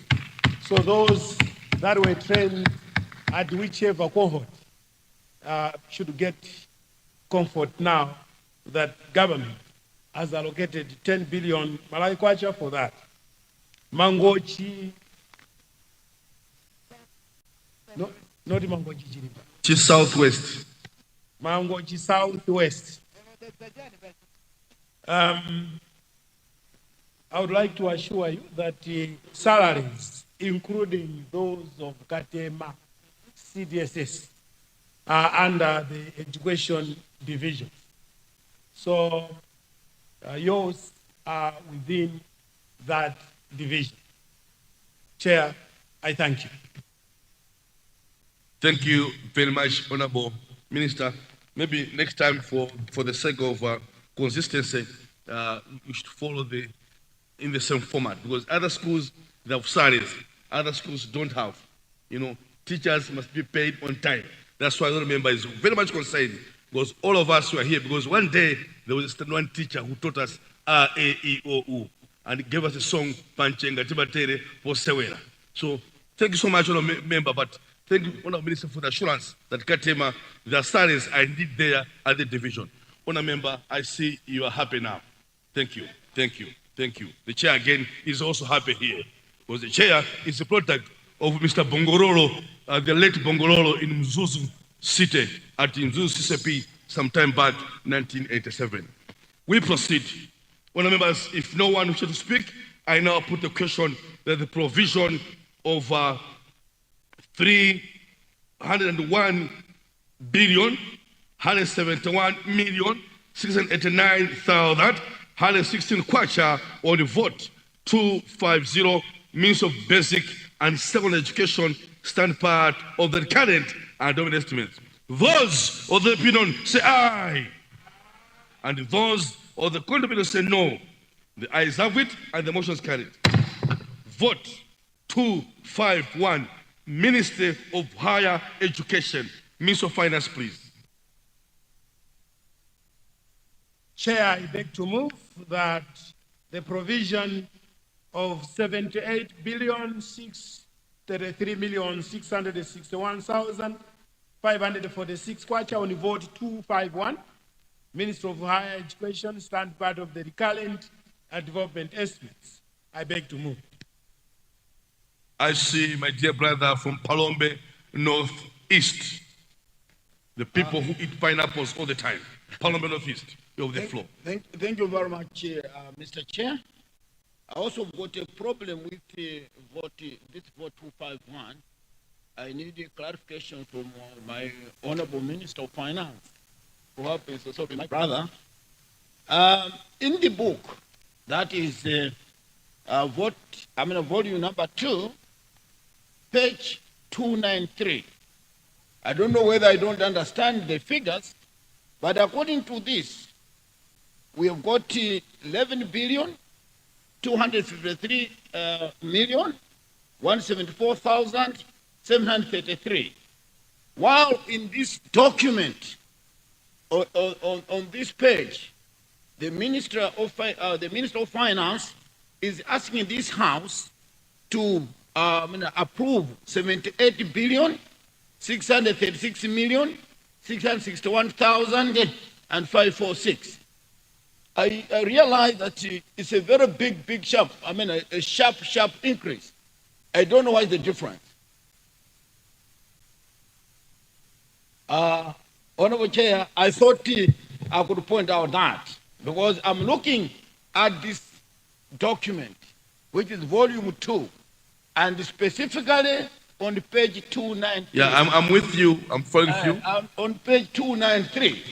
So it's a big jump. There must be a problem there. So I thought the Minister of Finance could clarify. Thank you very much. Just to comment the Palombe Northeast that indeed you had time to read your documents and follow it up. That's the spirit. Bravo. Minister of Finance. Yeah,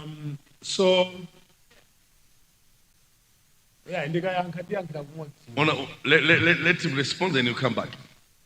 So, two issues to note. Number one is that the change on account of movement is on account of movement of resources from the basic education to Minister of Higher Education. That's number one. Number two is that, the reasons why we had cluster meetings is that whatever is discussed there, if there are some, submissions for increase or whatsoever, that has also been factored into this one. So there might be, when the documents were printed before and what we are presenting now, there might be some slight changes. But all these are because we have done some realignments within the ministries, but also the creation of new ministries has made sure that resources that were meant to be in another ministry have now gone to the right ministry. Chair, I submit. Thank you very much, Honorable Minister. Palombe North, Mulanje North, and we go, Palombe Northeast, I will recognize you. Mulanje North.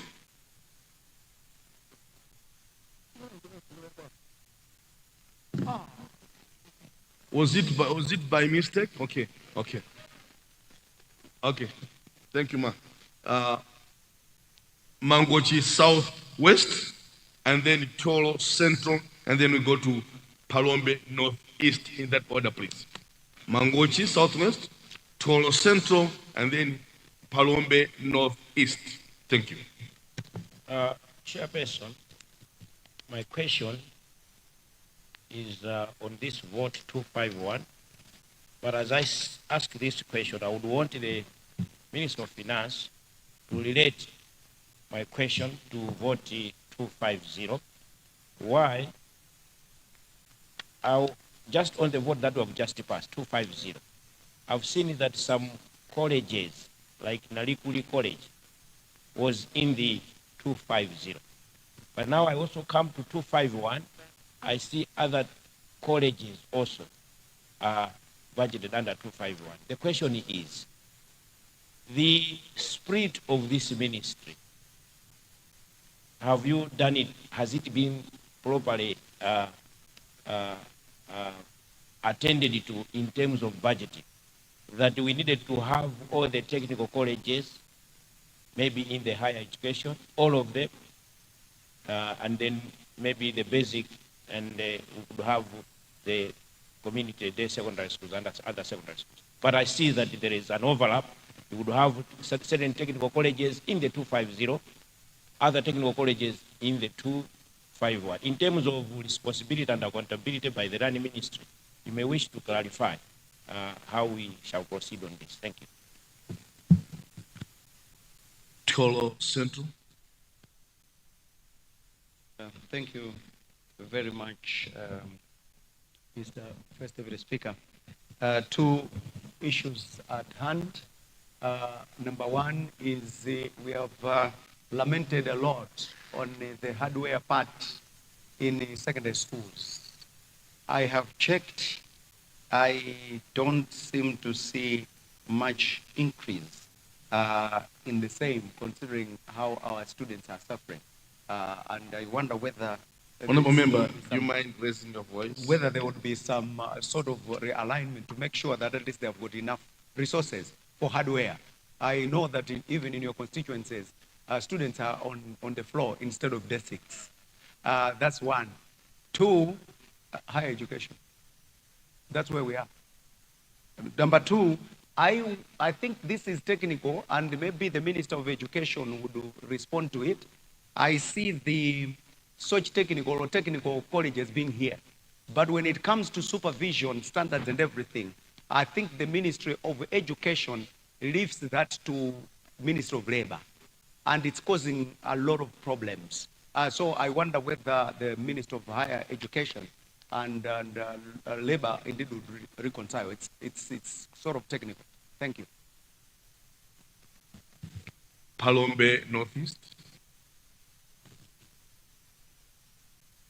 Honorable Chair, I do appreciate what the Honorable Minister, has actually said on the question which I raised. His answer was based on alignment. But I think I have got some serious reservations. I'm not very sure what point in time are these books printed. We are talking of a difference of 60. Palombe Northeast, address the chair. No, Palombe. Palombe, no, Palombe, address the chair. No, Palombe. Okay, so I'm saying the difference here, we're talking of 67 billion. 67 billion cannot just be an alignment. In here, we are talking of 78 billion, 636, 661, 546. While in this book, it's only 11 billion. Chair, I think I need a better answer. I think the technical staff maybe will give us the reason. In our accounting language, we say materiality. It's a material figure. Exactly. It's a material. Materiality exactly. Must be explained. We need to know where the jump is. So that I think when we are passing this budget, we must be very comfortable. I thought, Mr. Chair, I should say that. Thank you very much. No, a chair, being a fellow accountant, understands your concerns. No, Palombe, don't go that route. Be calm. Be calm. Thank you. Honourable Minister of Finance.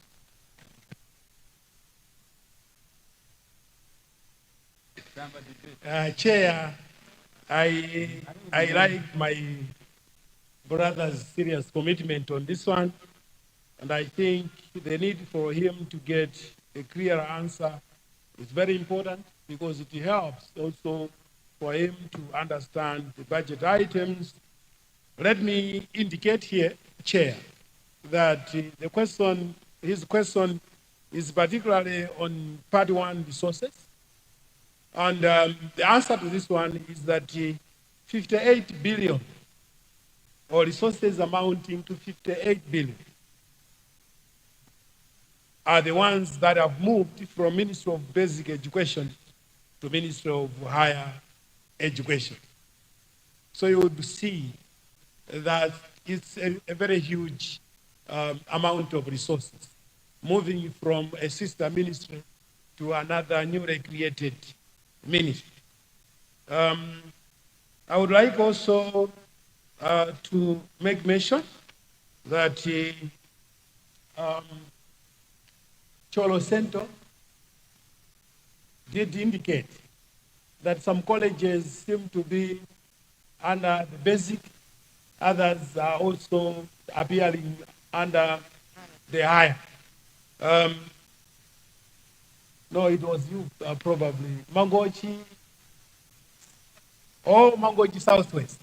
The answer to this one is really very clear that number one is that when we are doing a budget, you know, we always bring into the budget document under the same budget line resources allocated the previously approved or revised.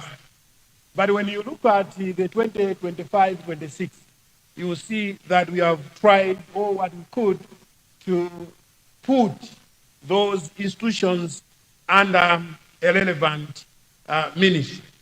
Therefore, from now on, you see that these technical colleges will be appearing under that particular ministry, which is very relevant. But also suffice to say that it's a process, it's an administrative process. The minister is here. They are still sharing, you know, institutions and services. And we believe that very soon there will be a clear distinction as to which services and institutions fall under which ministry. The good thing is that both ministries are able to synchronize but also build a very symbiotic relationship when it comes to service provision.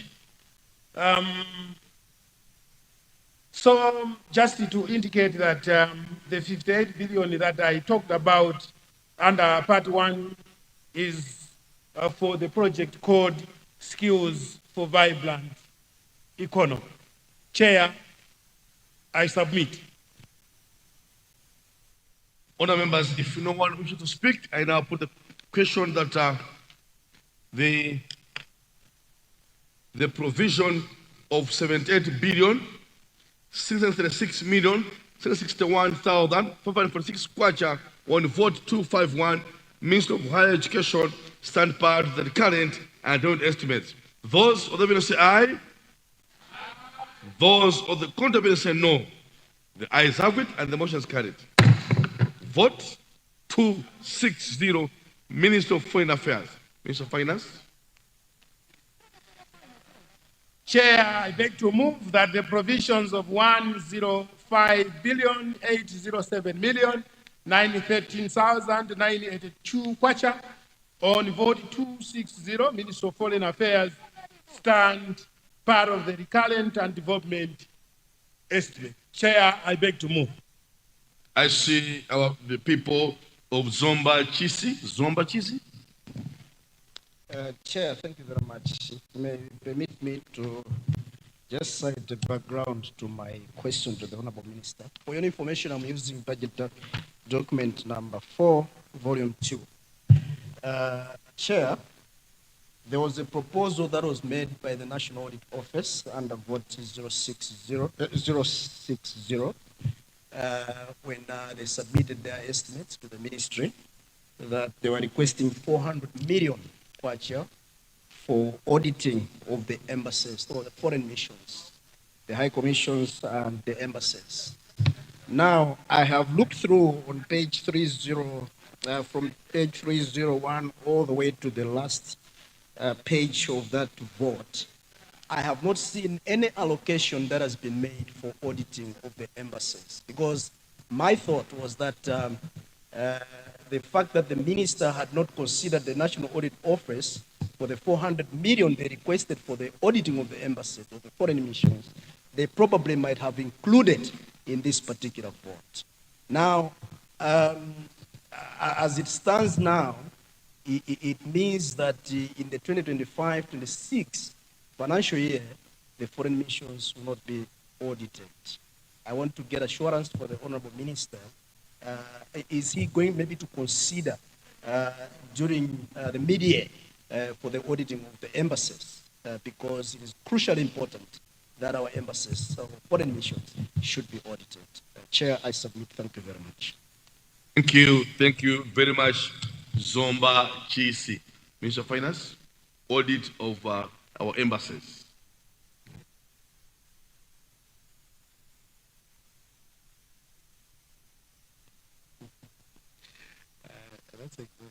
Chair,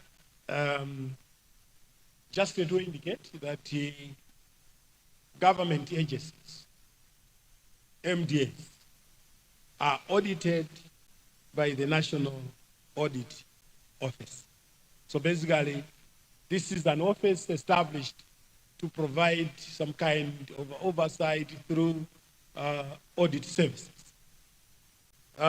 It might be very irregular, and Public Finance Management Act doesn't allow that we provide resources to an implementing agency for audit, because it cannot audit itself.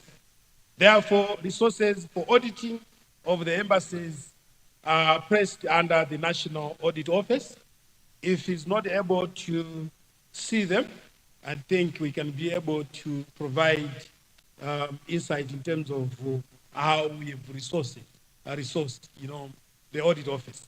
But he must be assured that it is a commitment of Dr. Lazarus McCarthy Chakwera's government that to enhance transparency and accountability and probity when it comes to resource utilization, audit services should be given necessary attention. I submit, Chair. Thank you very much, Honourable Minister of Finance. Zomba Chisi still wants more clarity. So Zomba Chisi, you have the floor. Chair, I'm wearing my hat as the chairperson of Public Accounts Committee. The Honourable Minister is aware that the Public Audit Act provides that the Auditor General